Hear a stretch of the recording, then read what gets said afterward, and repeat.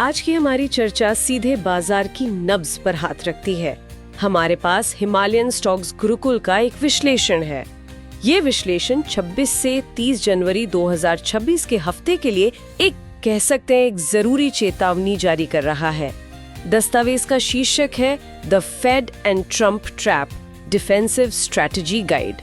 तो आज हम इसी गाइड की गहराइयों में उतरेंगे और समझेंगे कि आने वाले हफ्ते के लिए इसमें क्या रणनीति सुझाई गई है और इसके पीछे की सोच क्या है। बिल्कुल। और इस गाइड का जो मूल संदेश है वो काफी साहसी है। ये साफ कहते हैं कि हर उछाल पर बेचें, क्योंकि मंदी का दौर मतलब एक बेयर मार्केट अब आधिकारिक तौर पर शुरू हो गया है।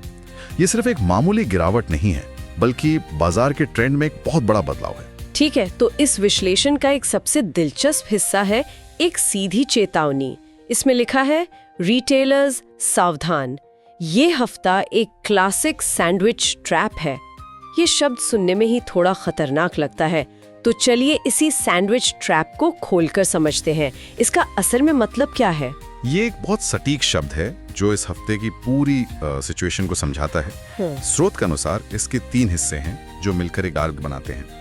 पहला, सोमवार को गणतंत्र दिवस की छुट्टी है। अच्छा। इसका मतलब यह है कि जब पूरी दुनिया के बाजार सोमवार को ट्रेड कर रहे होंगे, हम बंद रहेंगे। तो मंगलवार को जब हम खुलेंगे तो हम एक दिन के ग्लोबल संकेतों पर प्रतिक्रिया देंगे, जिससे एक बड़ा गैप अप या गैप डाउन हो सकता है।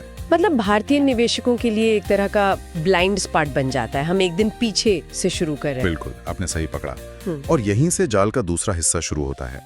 हफ्ते के बीच में 2 बहुत बड़े अमेरिकी इवेंट्स हैं। पहला, यूएस फेडरल रिजर्व का ब्याज दरों पर निर्णय, और दूसरा राष्ट्रपति ट्रम्प का भाषण।